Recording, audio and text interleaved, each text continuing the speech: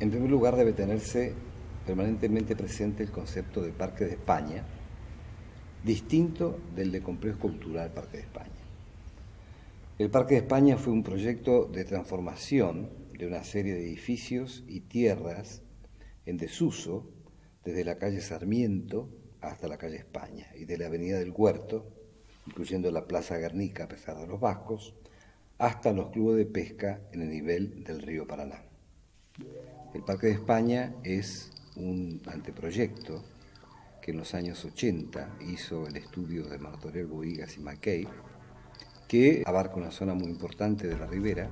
Dentro de ese territorio, los proyectistas definieron tres zonas: las destinadas a las actividades culturales, desde Sarmiento hasta casi Corrientes, las destinadas a las exposiciones centradas en el viejo edificio de la Estación Rosario Central, hoy sede de un distrito municipal, y desde esta la calle España, la destinada al ocio y la recreación. Obviamente el Complejo Cultural Parque de España es el protagonista del primer sector. Ese es el anteproyecto que presentó en el año 79 el estudio de aquel que era en aquel momento el intendente Cristiani, y que después de una larguísima gestión se llevó a cabo solamente hasta la calle Entre Ríos, por una cuestión de disponibilidad de tierras, siendo precisamente el Complejo Cultural Parque de España el elemento protagonista de esta parte dedicada a la cultura. Mi llegada, o de alguna manera mi arribada con el proyecto del Parque de España, fue simplemente presentándome a un llamado a concursos de antecedentes para hacer los proyectos ejecutivos de un anteproyecto que nadie conocía, pero que la municipalidad por alguna razón había pedido que se lo encarguen al estudio de Martorell, Bohigas y Mackay. Presentado que fueron estos planos, no eran los que se necesitaban para construir, eran lo que entre nosotros decimos que es un anteproyecto. Muy detallado, o sea, había zonas, plantas muy chiquititas, por ejemplo, de los edificios, pero a su vez había detalles muy grandes del equipamiento. Es un anteproyecto con una información adicional que determinaba perfectamente bien el carácter que se quería que tuviera toda la obra, pero que obviamente era eso insuficiente para construir. Entonces, a través del por entonces Centro Arquitecto de Rosario, se llama a un concurso. Nos presentamos 18 estudios de acá de Rosario. La cuestión es que de esos 18 estudios se eligieron 6, y esos 6 estudios fueron visitados personalmente por Martorell, Bohigas y el otro miembro del Colegio de Jurados del Centro de Arquitectos. En mi estudio, que era pintoresco, no era impresionante, pero era muy pintoresco, muy cálido, estuvieron unas interminables, no me acuerdo si fueron 4 o 6 horas, dividieron el premio en 2 sectores, uno en el sector arquitectura y otro en el sector paisaje y vialidad. Me adjudicaron a mí toda la parte de los edificios del Parque de España, y al estudio H precisamente le adjudicaron la parte de paisaje y vialidad, porque a diferencia de mi estudio, ya desde muchos años de trayectoria habían heredado el estudio de Hilarión Hernández Larguía, que fue mi maestro, aparte que me enseñó a construir, y esta gente tenían asesores y consultores y tal, como para resolver los grandes temas estos de la pavimentación y la jardinería y la iluminación y los desagües superficiales, etcétera, de la plaza que está arriba del complejo. Y bueno, después se sucedió un curioso silencio donde no pasaba nada, o sea, esto no salía en el diario. Normalmente al día siguiente sale en el diario el resultado del concurso de tal cosa. De alguna manera la colectividad había prometido hacerse cargo a través de diversos convenios que se firmaron, tal y cual, hacerse cargo de los proyectos. Entonces, en una cena en el Rivera, Cristiani se enteró que los planos de Bohigas no servían para construir y que la municipalidad o alguien tenía que pagar los proyectos. Y que, claro, ya no había más nadie que pudiera pagar de parte de la colectividad, porque le habían pagado a Bohigas con lo recaudado en el recital de Julio Iglesias, y le había quedado un pequeño dinero que no era suficiente para pagar eso, que era un paquete bastante grande. Yo creo que el silencio obedecía a eso, a que se estaba debatiendo cómo afrontar esto. Tampoco teníamos un comitente claro, un comitente que se encarga del trabajo, ¿no es cierto? ¿Por qué? ¿Quién iba a ser el comitente? ¿El Estado español a través del consulado? ¿El cónsul iba a firmar el contrato? Imposible. ¿El canciller? Tampoco. ¿Quién era nuestro cliente? La municipalidad, ni hablar. No era esa su obligación. La municipalidad tenía que conseguir las tierras. Ya teóricamente las había dado las tierras, cosa que después descubrimos que tampoco era cierto, porque no era de ellos. Los buenos amigos de la colectividad, agrupados en la Federación de Asociaciones Españolas, firmaron el contrato. Nosotros lo firmamos también, y en realidad fue una firma de buena fe, porque ellos no tenían nada, o sea, que eran insolventes desde el punto de vista jurídico para un honorario, pero nosotros, bueno, queríamos hacer la obra y realmente a sabiendas firmamos un contrato muy raro, porque en realidad gente que no tenía medios encargaba unos proyectos a unos arquitectos a hacerse en tierras que no se tenían, ¿no es cierto? En una situación muy extraña, que nos llevó el tiempo que nos llevó dilucidarlo, y todas las cosas se fueron dilucidando y haciendo como corresponde, gracias a la gestión de un grupo que se definió como Comisión Ejecutiva del Parque de España, presidida por Gerardo Hernández Illanes, que siempre fue un motor sin cansancio de múltiples emprendimientos de la colectividad. El Colegio Español, el Hogar Español, el Parque de España, fueron todas ideas de él que de alguna manera están porque un grupo de amigos y él llevaron adelante las cosas. La cuestión fundamental de todo esto era el tema de las tierras. Las tierras que nos habían dado eran de Ferrocarriles Argentinos, que en ese entonces existía, de la Administración General de Puertos, de la Junta Nacional de Granos, y había un pequeño pedacito, que ya desapareció en el proyecto del Parque de Arriba. Eso era propiedad municipal, no se sabe por qué. La cuestión es que, de alguna manera, creo, la municipalidad nos usó de peones, o sea, nos mandó al frente, pero ya que tienen tantas ganas de hacer el Parque de España, acá tienen esas tierras que son de un montón de gente, logren que se las den y hagan el Parque de España. Siempre me acuerdo cuando fuimos a la primera reunión con el intendente Natale, que fue el primer intendente civil de la dictadura, partido que fue Cristiani, y su secretario, el arquitecto Fernando Millani, trajo una carpetita que decía Parque de España, tenía una hoja, una sola ella, que era una promesa de empezar a conversar la cesión de las tierras por parte de la Junta Nacional de Granos. Era lo único que se tenía. Entonces la primera gran batalla fue conseguir las tierras. Partido Natale, aparece Cabanellas, que quizás por su ascendencia española, que se sentía un poco motivado personalmente a apoyarnos. Y ahí hubo una consolidación aún mayor de papeles firmados y compromisos y tal. Y cuestión que se fue anudando cada vez más la cosa, de tal manera que con el advenimiento de la democracia, la aparición de Sundizaga, se logra una visita a Alfonsín, con el embajador Mesías, nosotros, y un representante de cada una de las federaciones y asociaciones españolas del país. Ahí fuimos con los planos, patatín y patatán. Alfonsín, por supuesto, que nos apoyó, nos llamó su ministro finado Roque Carranza, y terminamos en el despacho de Carranza con los agrimensores de Carranza diciendo a ver qué es lo que vamos a donar a esta gente, ¿no? Porque esto no existía. Finalmente se logró el tema de la mensura, de cosas que eran agua tapada por muelles, en parte era tierra, muelles viejos derruidos, o sea, se inventó un poco la mensura, y dentro de esa mensura se desglosaron zonas para la construcción, para que a su vez sea cedida a la Fundación Complejo Cultural del Parque de España, que había que constituirla, obviamente, que se constituyó de inmediato, no sé si ya no estaba constituida, y de alguna manera eso ya tuvo otro color. Se firmó la cesión, fuimos dueños de la tierra. Con la tierra en mano, con el proyecto de la parte de arriba de la plaza de paisaje y vialidad, que ya lo había ejecutado el estudio H, fuimos a buscar el dinero a Madrid. Fue una delegación, creo que en realidad fue toda la comisión ejecutiva, menos el tesorero que tenía pánico a los aviones. El tema era que, a pesar de las promesas del embajador de que todo iba a estar perfecto y todo el mundo nos iba a recibir, no nos recibió nadie. Fuimos a los interesados, el Instituto Español de Migración, el Ministerio de Educación y Ciencia, el Ministerio de Cultura. Pasaban los días, no pasaba nada. Y bueno, pasó algo. Gregorio Lizarbe es una personalidad muy especial. Lo que pasa es que lo agarró a un funcionario de cuarta que nos atendía y le dio a entender con toda amabilidad, afabilidad y severidad que la prensa se iba a enterar muy fácilmente del desplante y muy rápidamente del desplante que nos estaban haciendo. Nos fuimos a la zarzuela. Nos recibió el rey con toda amabilidad.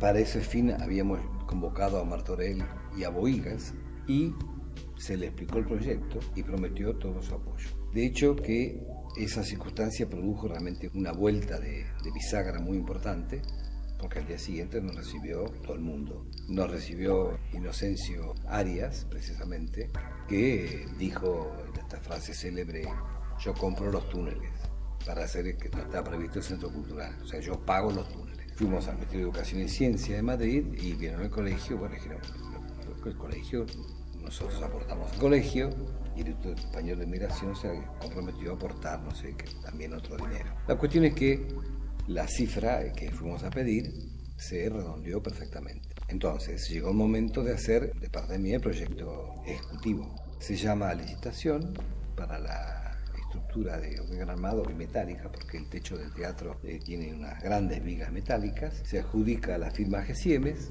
En los estudios de suelos se fue descubriendo que este suelo es como que no existía y se tuvieron que hincar 354 pilotes. Esos pilotes, que van en grupos, estaban luego de descabezados, se reunían en una armadura muchas veces del tamaño de una habitación. Además de eso, todas esas cabezales estaban conectados entre sí por unas vigas tan grandes que yo me acuerdo de haber caminado por adentro del encofrado de una de ellas. Y a su vez la losa de fundación es algo descomunal, tiene un espesor terrible. Los pilotes fueron hechos acá, sí, eran los pilotes de hormigón armado, hincados con una máquina especial que los metía. Había todo un procedimiento de un sueco que hacía unos tantos golpes, bajaba menos de 4 centímetros, el pilote estaba bien hincado. Cuando se hace todo esto, para lo cual se invitó a las autoridades, al intendente, al departamento ejecutivo, a todos los centros regionales, se puso el primer pilote, todo el mundo vio cómo caía el martillo de la pilotera y midieron, ya está perfecto, muy bien. Todo el mundo disfrutó de un tentempié que me hicieron pagar a mí, por supuesto, para todos los muchachos. Después viene el ingeniero jefe de obra, el ingeniero Rico, que era una persona excelente, y me dice, hay un problema, el pilote no se hincó bien. Digo, no me digas, ¿por qué? No sabemos. Entonces dio la casualidad que yo era miembro del Centro de Estudios Urbanos del Rosario, y habíamos hecho una exposición que se llamaba Rosario Ciudad Puerto, con fotos que nos había dado el Ministerio de Obras Públicas sobre el Puerto Rosario, fotos históricas. Entonces me la empecé a pasar, y cuando llego acá, y veo que había un muelle construido de madera, porque este lugar fue un lugar de carga muy preciado siempre. Cuando no estaba hecho el puerto en 1904, atracaban donde está el colegio. Vimos el informe de suelo que decía que se encontraron restos de madera. Nadie le había dado bolilla a esto de los restos de madera. Restos de madera son restos de madera.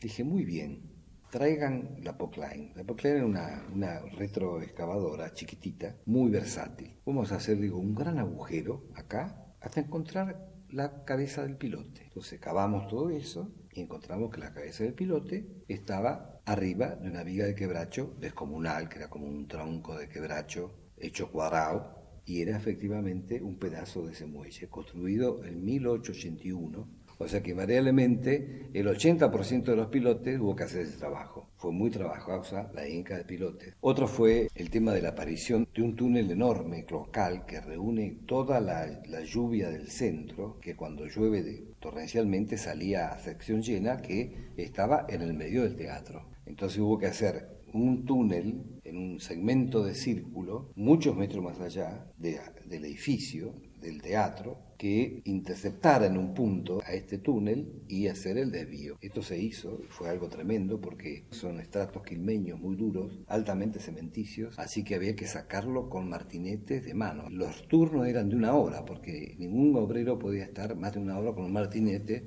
rompiendo estos estratos tan duros. Se techó con bovedilla común y un día se hizo el desvío del agua y pudimos trabajar en la fundación del teatro, que obviamente fue la fundación más complicada de todas porque está 2 metros y pico bajo la cota creciente histórica máxima del río Paraná de 1859, que fue superada el día de la inauguración del complejo. El 28 de noviembre del 92, el agua del río estaba prácticamente cubriendo todo el subsuelo del teatro. O sea que estaba sujeta a una supresión tremenda, pero lo cual estaba calculado. Pero la losa del teatro, por ejemplo, tiene 40 centímetros de espesor de hormigón, doble armadura, o sea, una para las fuerzas de la gravedad obvias y otra para la presión del río. Y así está, toda esa caja de hormigón está armada de esa manera. Sobre eso se hicieron una serie de drenes y se hizo un geotextil, que es una tela especial, para que si llegara a haber eventualmente una filtración, perdiera fuerza en el geotextil y se canalizara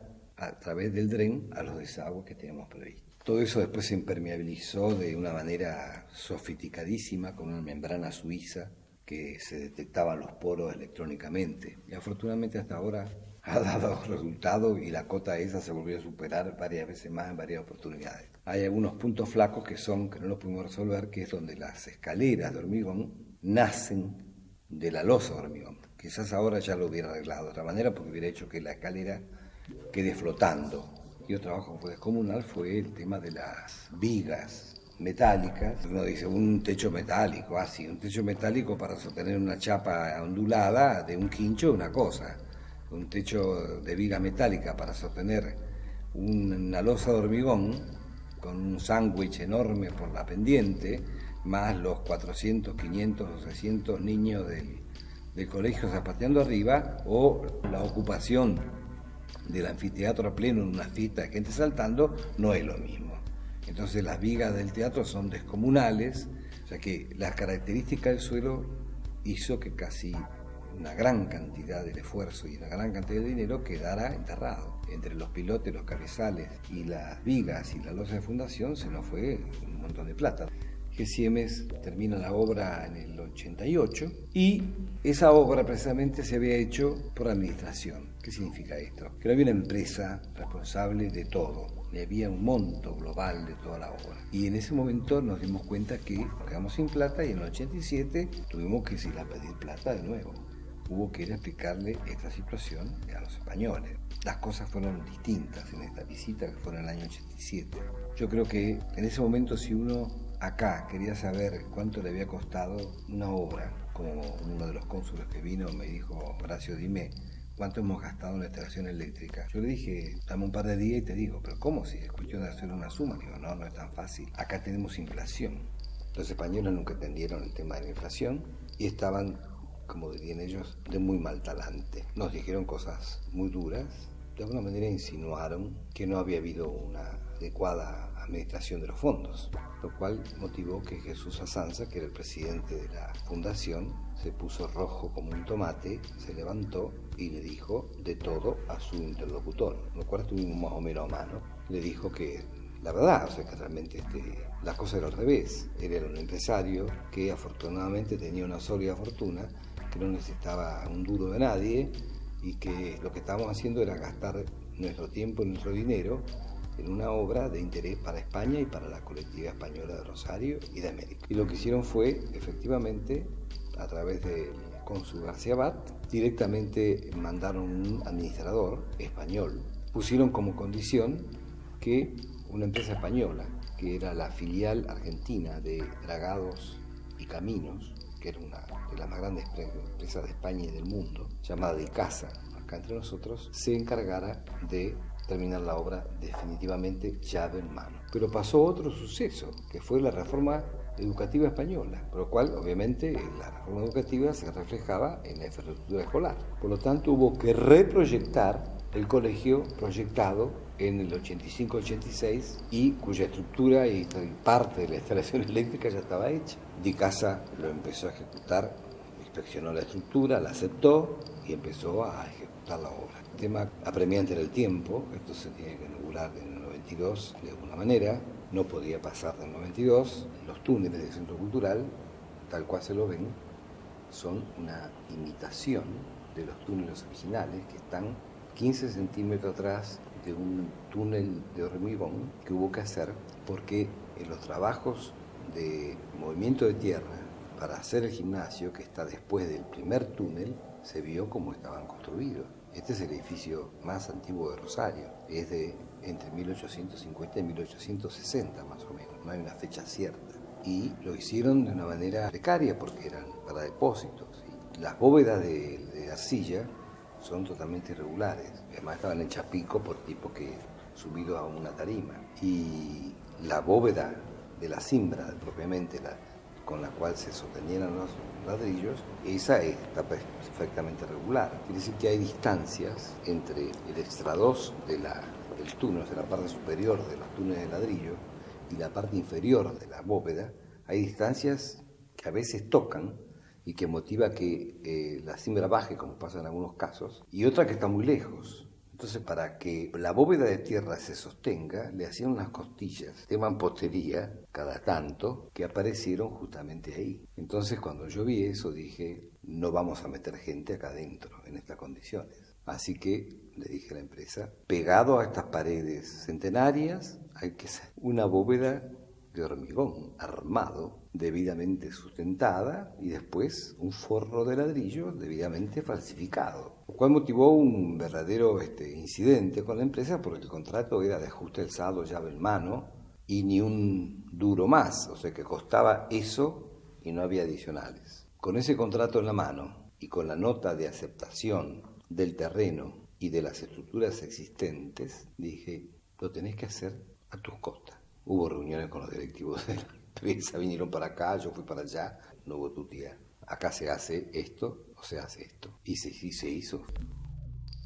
Primero sacamos fotos, estas fotos seriadas, montadas en grandes paneles, de cómo era cada muro, cada cielo raso, cada otro muro. Después hizo una réplica, mandamos a hacer ladrillos a Álvarez, de la misma medida que los ladrillos que tenían antes.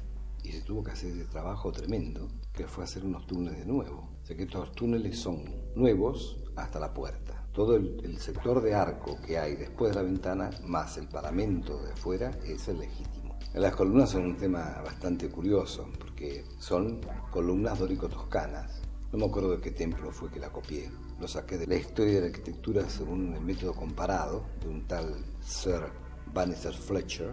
El tal Fletcher tiene unos dibujos perfectos de las columnas de cada orden, entonces elegimos las que nos parecía que estaban más parecidas al grande proyecto, parece que eran las de Partenón. Y son exactamente esas, en esa proporción, si vos la mirás desde afuera, pero si la mirás de adentro son columnas de proporción casi romana. O sea que la fachada de Patio de los Cipreses, la interna, la inventé yo, porque Martorell y Mackay no mostraban nada de la fachada interna del Patio de los Cipreses. ¿A dónde van a parar las columnas de Hércules? También lo inventé. Yo no podía parar las columnas de Hércules en una losita de 30 centímetros a 3 metros del piso. Semejante aparato tiene que llegar rotundamente al piso. Resolvimos todo, menos el problema del énfasis. El énfasis es esta curvatura artificial que se le hace a las columnas, que hicieron los griegos, que eran muy virtuosos, pero el énfasis no se pudo resolver porque no había manera de hacer un encofrado que tuviera esta curvatura hacia arriba. Así que se hicieron rectas. Todo eso para hacer el fuste de la columna. Y después para hacer todo el arquitrabe, todo el entablamento, la empresa hizo el encofrado más o menos como un cajón, y yo tenía un yesero que hacía maravilla. Construyó todo el perfil exactamente según el Fletcher. Lo teníamos ahí arriba, ¿entendés? Todo el día, soleado, no me quería bajar. Digo, no, tenés que terminar porque llega a llover y esto desaparece. Lo dejamos 2 días metido arriba de los chirimbolos estos, hasta que logró hacer el encofrado y inmediatamente lo hormigonamos. Se hizo la obra y se inauguró efectivamente el 28 de noviembre del 92, para lo cual hicimos el famoso Camino de la Infanta, o sea, como la obra estaba no sin terminar, pero no del todo terminada, entre la Cancillería y la Oficina de Ceremonial de la Municipalidad, estableció el recorrido que iba a hacer la Infanta en la inauguración, que venía el presidente de la Nación además, y los gobernadores, todo el mundo. Apuntamos a terminar eso. El Camino de la Infanta fue una solución para mostrar el edificio como si estuviera terminado cuando realmente no estaba terminado del todo.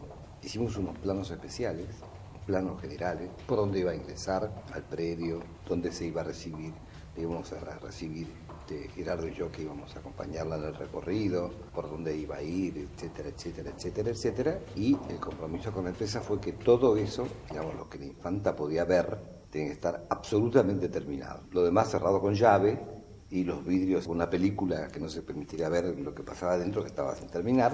Llega la Infanta y el presidente, pero venían rodeados de una patota de, no sé cómo calificarlos, pero era algo, la gente que rodeaba al presidente, o sea, era algo realmente deleznable. Y me acuerdo que el que iba adelante era un un gorila de un tamaño descomunal con los brazos adelante, como un ariete. Entonces nosotros lo vimos pasar.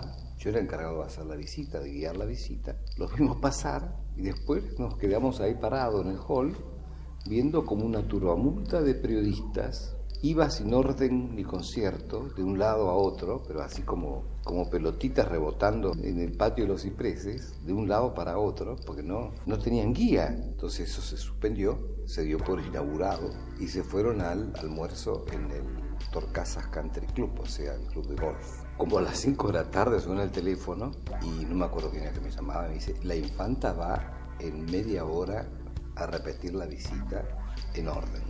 La esperamos sonriente a Su Alteza Real, que venía esta vez acompañada del gobernador Reutemann y del intendente Caballero. Todo fue muy armonioso y después nos fuimos todos a escucharlo a Kraut, que cantó en el Monte de la Bandera. Y después saludamos otra vez a la infanta y colorín colorado, este cuento se ha terminado. En realidad no terminó, porque la obra siguió hasta que realmente se terminó efectivamente en el 93. El proyecto en sí está incompleto, falta el famoso puente Mirador, que es la parte más expresiva, más representativa y más simbólica y más inútil. Entonces esto no se hizo, porque además coyunturalmente, en el momento que se nos acabó la plata, pedir más plata aún para un puente inútil, entre comillas, iba a ser fatal. Entonces yo creo que todo el mundo nos callamos la boca y dejamos el puente que lo haga la posteridad. Ahí está la torre calculada para soportarlo, e incluso está el diseño prehecho y el costo era de $300.000, o sea que no era una cifra disparatada, ¿no? Así que calculo que a lo mejor algún arquitecto alguna vez lo haga. Pero ese puente es lo más importante del proyecto, lamentablemente, lo más simbólico, lo más representativo, y no está. El puente estaba dispuesto según los ejes de las calles, siguiendo el eje de la calle, porque se pretendía que simbolizara España, en cuanto a que fue España la que introdujo este modo de construir ciudades según una cuadrícula, y se tendía sobre la geografía americana. Entonces, había una bomba que tomaba agua del río, la subía por el ascensor, por el sostén del puente, y la tiraba bajo el piso, bajo el solado del puente, y caía como una cascada nuevamente al río. Y un poco eso representaba la constante comunicación, el constante fluir espiritual que hubo entre España y América. Esa parte, que es la más simbólica, la más expresiva, la más representativa, no se hizo. Yo me acuerdo que me mudé a la calle Buenos Aires y la avenida Belgrano en 1963. En ese momento, cuando me mudé, todavía estaban las rejas del puerto. La prefectura, había ferrocarril, había puerto, había barcos cargando, o sea que era una especie de cinturón de acero que cerraba completamente el puerto de 1904. Vos no podías pasar. Cuando yo era chico me acuerdo que era mucho más libre. Un puerto era un lugar de paseo. Después de la dictadura se acabó. Nunca más. Era una zona vedada. Eso ocurría en pleno centro de Rosario. Pero no había acceso. Lo que hicimos nosotros fue paradigmático realmente. Pues demostramos que se podía. Yo siempre digo que en estas obras que empiezan de abajo para arriba y no son decisión de un dedo, de un gobernante, ya sea el presidente, un gobernador, lo que fuera, diga: hagan la autopista a Córdoba y acá tienen 1.085 millones de pesos, por X razones, sino que sale de abajo realmente de la colectividad en este caso. Estas obras requieren mucha gestión. Por eso creo que lo que hay que valorar, además del edificio, además del complejo, es la gestión, la tremenda gestión que nos llevó un montón de años, un montón de sacrificio y de esfuerzo a un montón de gente que lo hicieron realmente por amor a España, porque el único que cobró fui yo. Ellos no cobraron nada, al contrario, gastaron mucha plata en viajes y en cosas.